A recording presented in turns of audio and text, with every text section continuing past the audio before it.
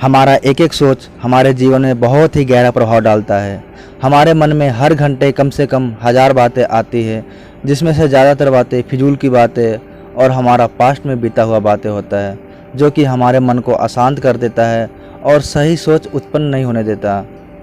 दोस्तों, मैं दिलीप भारती स्वागत करता हूं आप सभी का हमारे इस यूट्यूब चैनल दिलीप भारती में।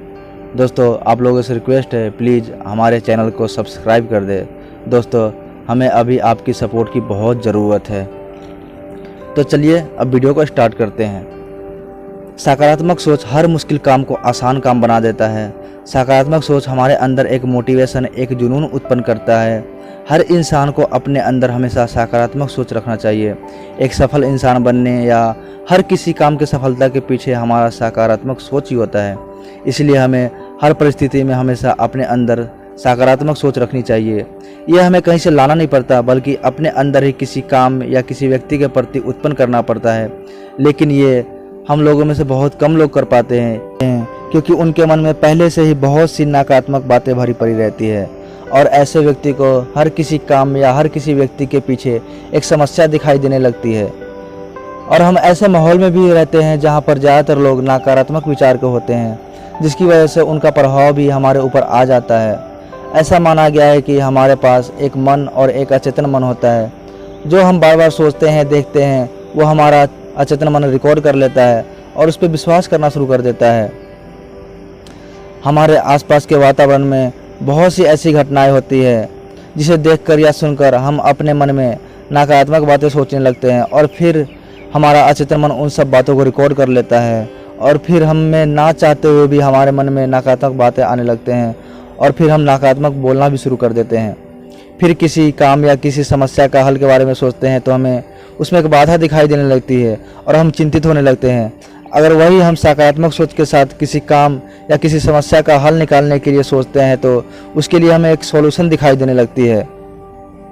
दोस्तों, आपने थॉमस एडिसन का नाम तो सुना ही होगा, जो कि बिजली के बल्ब के आविष्कारक थे।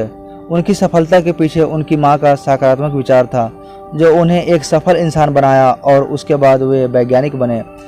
जब थॉमस एडिसन छोटे से बच्चे थे, तब उनके स्कूल के टीचर ने एक पत्र दिया और बोला, बेटा ये खत अपनी माँ को दे देना। एडिसन स्कूल से घर लौटा और खत अपनी माँ को दिया और पूछा, माँ इसमें क्या लिखा हुआ है?